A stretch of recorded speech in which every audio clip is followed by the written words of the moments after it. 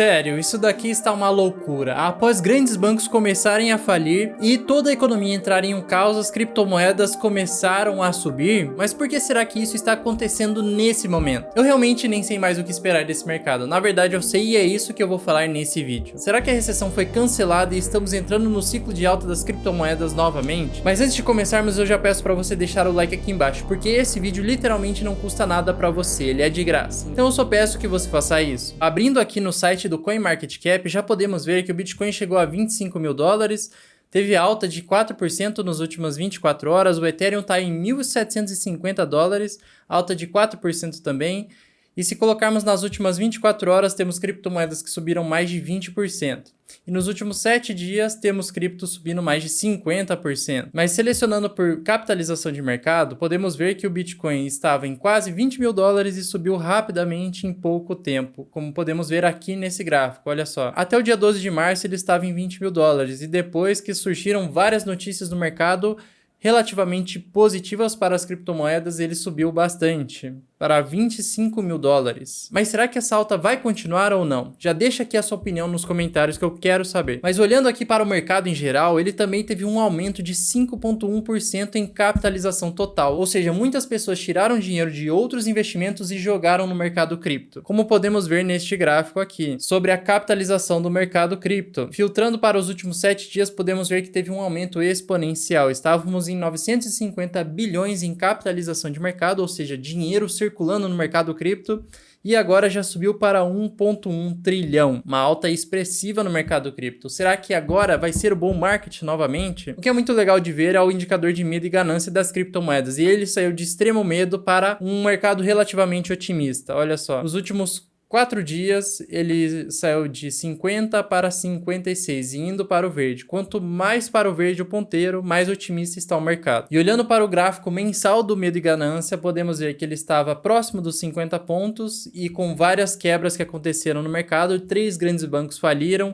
A USDC, que é uma stablecoin, perdeu a paridade com o dólar, o mercado desabou. Então ele foi para 33 pontos, ou seja, o mercado estava com medo. Mas depois de algumas notícias, ele subiu para 56 pontos e está ficando otimista. E esse indicador é ótimo para sabermos quando o preço está relativamente barato ou relativamente caro. Quando o mercado está com extremo medo, geralmente encontramos oportunidades de comprar ativos baratos. Já quando ele está extremamente otimista, geralmente o mercado está caro e talvez seja um ótimo ponto de venda. Mas ele ainda está no meio termo e já te dando um spoiler, ainda temos espaço para subir mais. Já no indicador de medo e ganância para os mercados tradicionais, como bolsa de valores, tesouros, etc., temos uma economia com relativamente medo, porque temos um grande potencial de recessão econômica, afinal o Fed está lutando para vencer a inflação lá nos Estados Unidos. E para isso eles estão tentando subir a taxa de juros para tentar conter essa inflação. Só que eles ainda não tiveram muito sucesso. Foi exatamente por algumas falas do Federal Reserve de aumento de taxa de juros que vários bancos quebraram em sequência. Mas beleza, agora que vimos algumas coisas, parece ser um pouco contraditório o mercado cripto subir nesse momento, com bancos quebrando, crise econômica chegando e inflação alta nos Estados Unidos. Por que será que as criptos estão subindo agora? Bom, para você entender essa alta das criptomoedas, precisamos compreender o cenário que nos encontramos agora. E tudo começa, obviamente, nos Estados Unidos, com a rápida subida da taxa de juros para controlar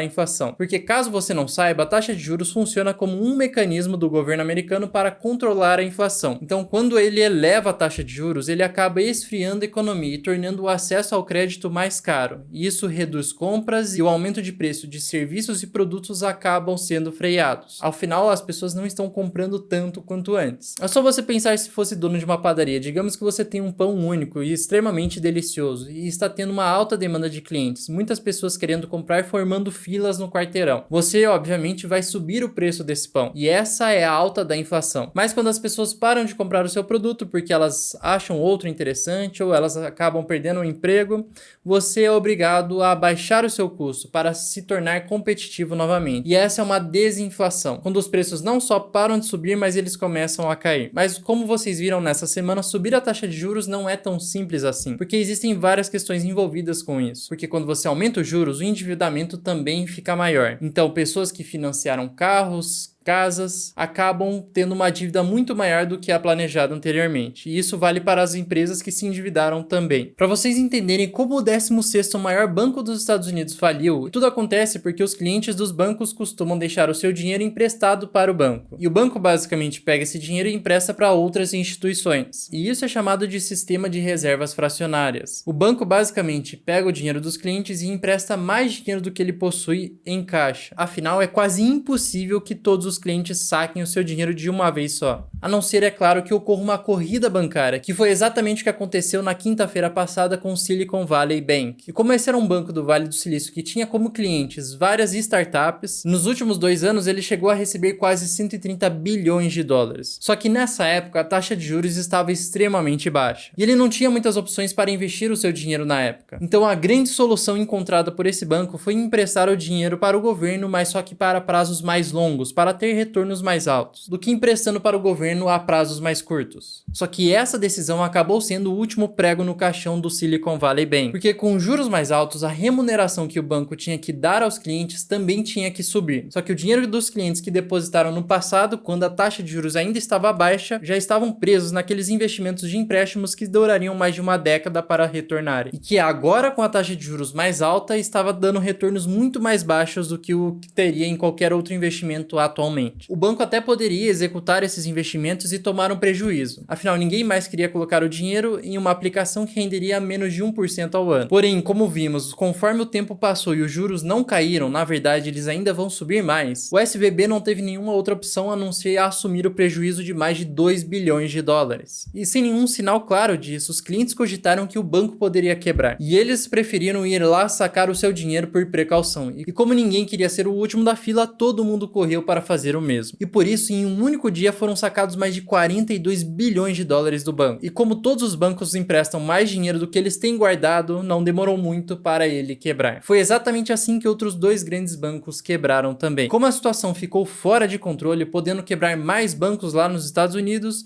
Joe Biden e o presidente do Federal Reserve tiveram que atuar durante o final de semana. E por isso, o Banco Central nessa semana divulgou que todo mundo que tinha dinheiro no SVB vão ser reembolsados em sua totalidade. Até mesmo a empresa Circle, que emite o USDC, que é a criptomoeda de stablecoin, sofreu 8% em seu lastro, que era um dinheiro que estava no SVB. E por isso a criptomoeda USDC perdeu a paridade com o dólar. Ela deveria valer $1 e caiu para 0,89. Mas agora com essas notícias ela já se recuperou. Então por conta de toda essa fragilidade do sistema financeiro, veio o plano de salvação do Federal Reserve, que agora eles estão dispostos a honrar as insolvências que esses bancos apresentam e também salvar os próximos que podem quebrar. E essa notícia foi suficiente para reverter toda a narrativa do mercado, em que dias atrás as pessoas estavam esperando uma forte subida na taxa de juros e mais empresas quebrando pela frente.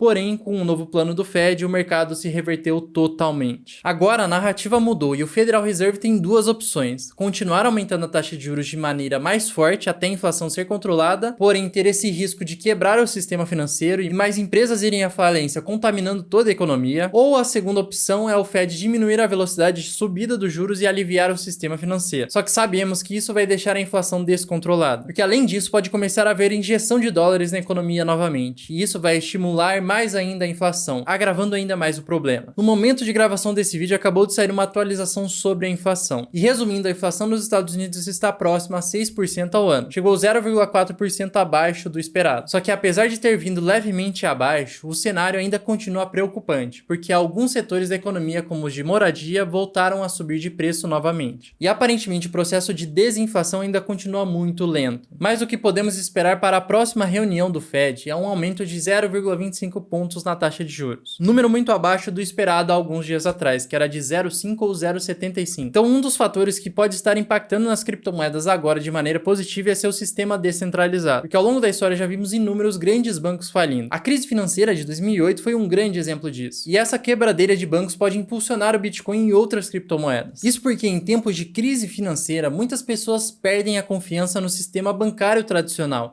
e buscam alternativas mais seguras e confiáveis para guardar utilizar o seu dinheiro. Outro ponto importante é que com as quedas dos bancos, muitas pessoas ficam sem acesso a serviços bancários, como empréstimos e cartões de crédito. E nesse sentido, o Bitcoin e outras criptomoedas podem se tornar uma alternativa viável para essas pessoas, já que são descentralizadas e não dependem de um intermediário para realizar as transações. E além disso, o Bitcoin oferece mais transparência e segurança do que o sistema bancário tradicional. Afinal, todas as transações são registradas em uma blockchain, que é uma espécie de livro-razão digital, e é praticamente impossível hackear essas informações. Bom, mas visto todo esse contexto econômico atual, o que fazer agora com seu dinheiro? Aqui temos duas respostas, uma simples e outra mais elaborada. A simples é que nesse momento atual, eu, por exemplo, não estou fazendo nada com o meu dinheiro. Basicamente, eu estou esperando a confirmação do que pode acontecer nos próximos dias e meses. E quem me segue já conseguiu comprar as criptomoedas no fundo do poço em 2022 a $15.800 e já surfaram uma grande alta até agora. E por isso, como as criptomoedas ainda podem subir mais, por exemplo, o Bitcoin chegar a 30 mil até 32 mil dólares, eu só estou esperando o que pode acontecer. Agora, se você não tem nenhuma cripto comprada em carteira, você até pode aproveitar um certo hype que vamos ter nesse momento, já que o Bitcoin está próximo dos 25 mil dólares e ele pode bater até mesmo 32 mil dólares. Mas isso é apenas uma suposição com base em duas coisas que eu vejo no gráfico. Olhando aqui para as barras de volume que surgiram nos últimos dias, podemos ver que o volume comprador está muito mais forte do que o vendedor,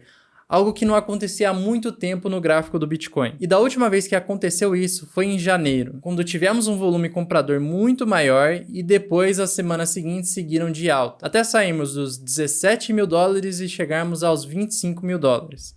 Depois isso se inverteu e voltamos a cair novamente. E agora temos aqui a passagem dessas duas barras verdes de volume comprador desta outra barra vendedora.